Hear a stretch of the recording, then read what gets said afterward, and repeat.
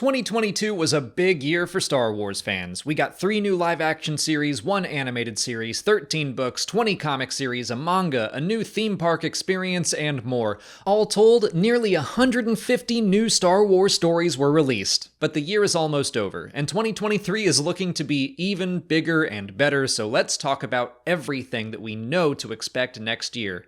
Starting with live-action series, we have another 3 on the way. On March 1st, The Mandalorian will return with its 3rd season to follow the continuing adventures of Din Djarin and Grogu. I am personally so pumped to get more time with Bo-Katan and other Mandalorians. I'm also ready to get back to the tone of that series. Look, Andor was incredible. I love it. It moved me greatly, but some fans started to pit it against The Mandalorian as if the two series can't coexist.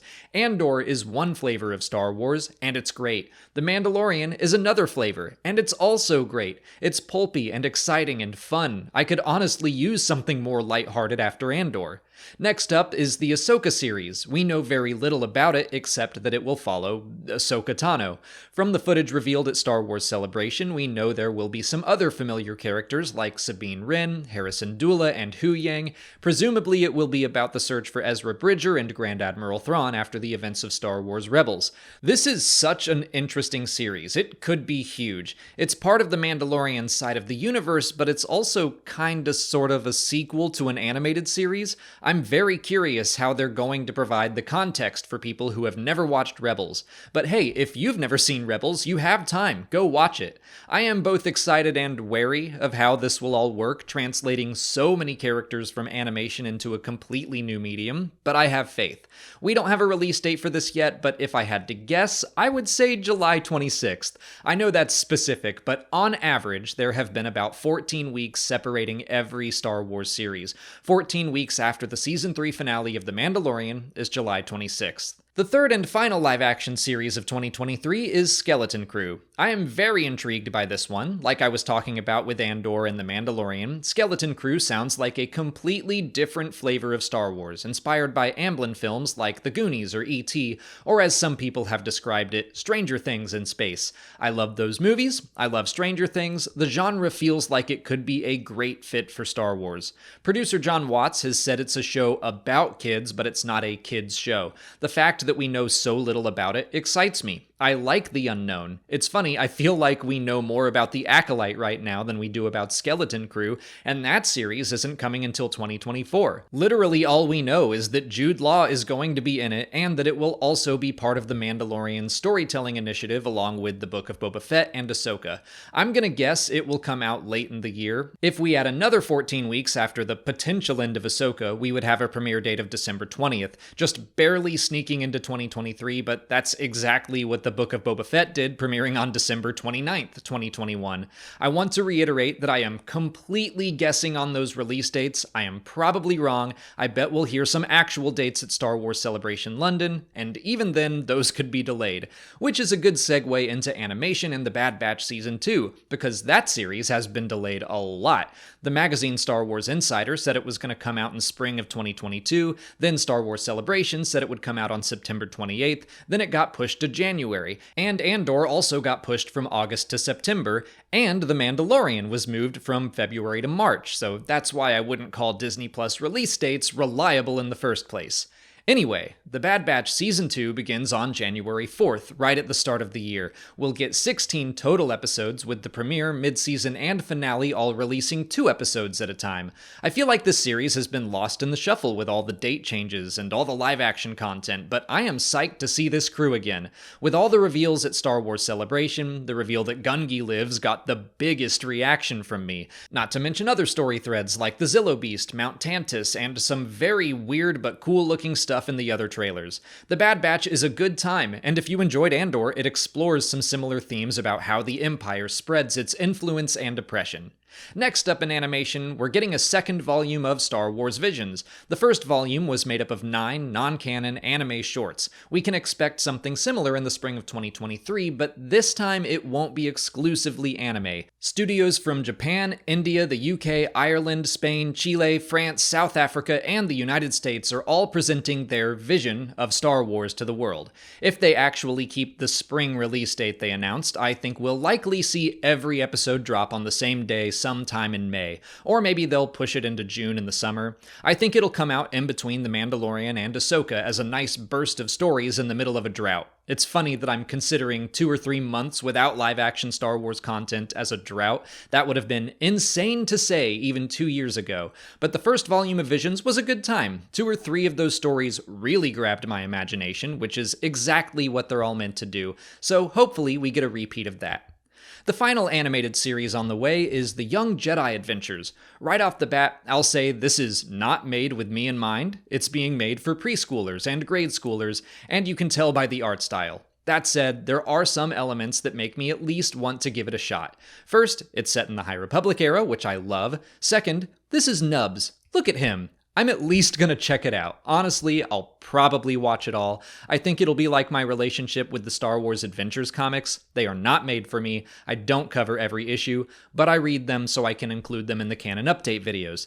That's probably how I will cover the Young Jedi Adventures. If I'm surprised and I love it, I'll talk about it more, but more likely I'll just accept that I am not the target audience and I'll focus on other things.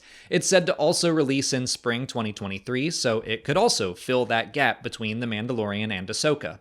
That's it for live action and animation, basically everything that will appear on Disney+, so let's dive into video games.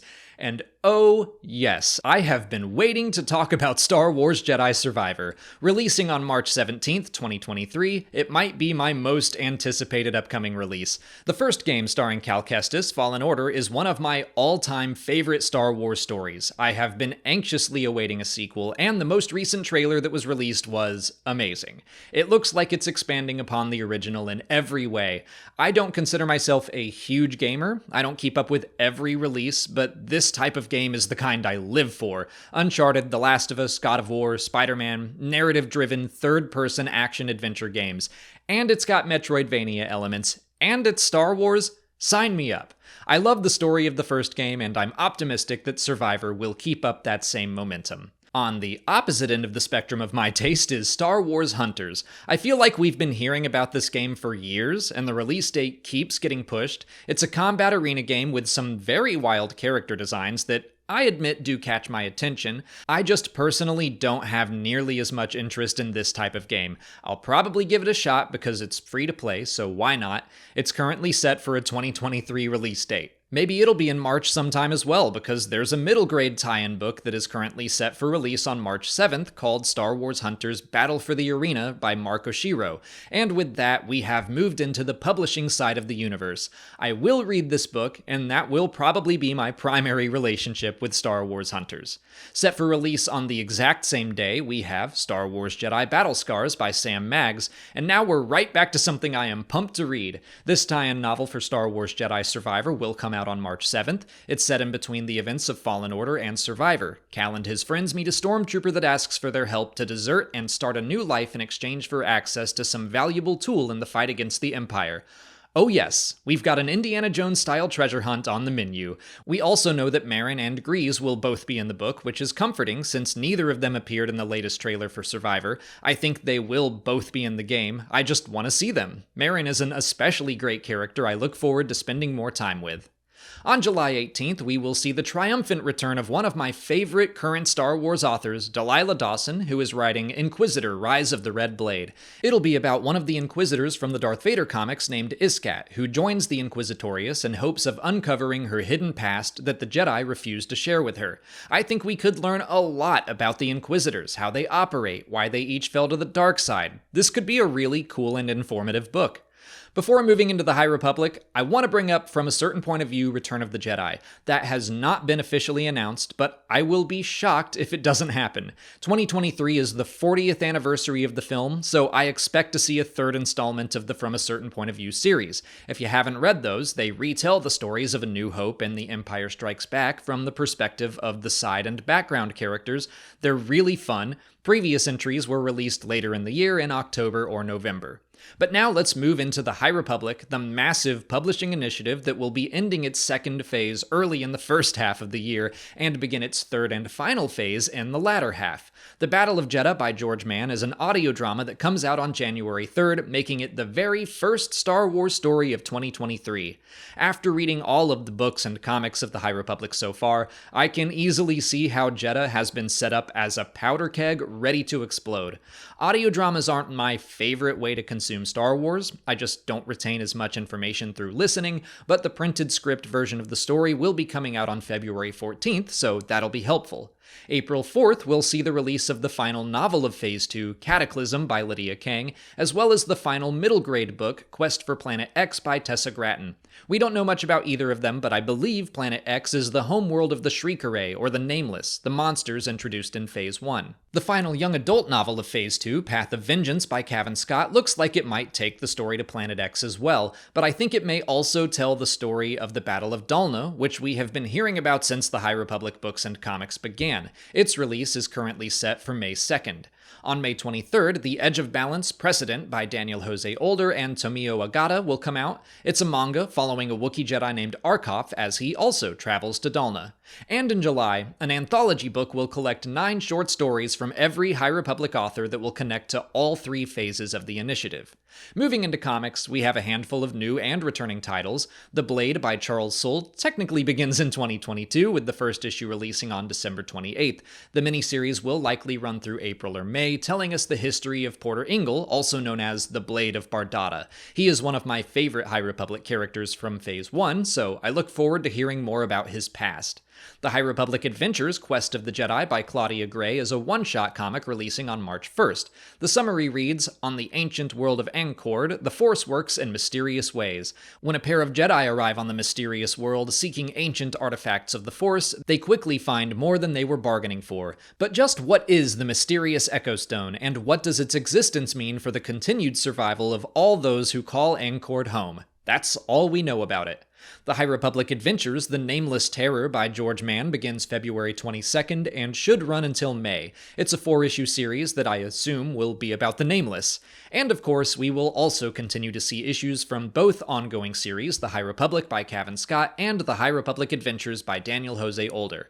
That's everything we know is coming from the High Republic in 2023. I'm hopeful that we will see Phase 3 return before 2024, but as far as I know, there haven't been any official announcements beyond Phase 2. So let's move into the final set of comics. First up, we're getting a new 5-issue miniseries about Sana Starros by Justina Ireland. That begins on February 1st and will probably run through June. On March 29th, we're getting the first issue in a series of one-shots to celebrate the 40th anniversary of Return of the Jedi. The premiere is about Jabba's Palace by Mark Guggenheim. I have no idea how many more there will be, although I believe Yoda is getting one of the issues. And we will continue to see new issues in all of the ongoing Star Wars comic series. The flagship Star Wars run by Charles Soule, the End of the Hidden Empire miniseries also by Soule, Darth Vader by Greg Pak, Dr. Aphra by Alyssa Wong, Bounty Hunters by Ethan Sachs, Han Solo and Chewbacca by Mark Guggenheim, and the all-ages Hyperspace Stories series. I'm sure there will be more to come that has yet to be announced. Star Wars Celebration London will almost certainly give us more to look forward to in 2023, but that's everything we know is coming out next year so far. We will, of course, be covering all of those stories right here on Star Wars Explained, or we're going to try to. March looks like it's going to be absolutely insane, but if you haven't already, please like this video, subscribe to the channel to keep up with all of our Star Wars coverage, follow us on TikTok, Twitter, and Instagram, and consider checking out our Patreon page. As always, thanks for watching, and may the Force be with you.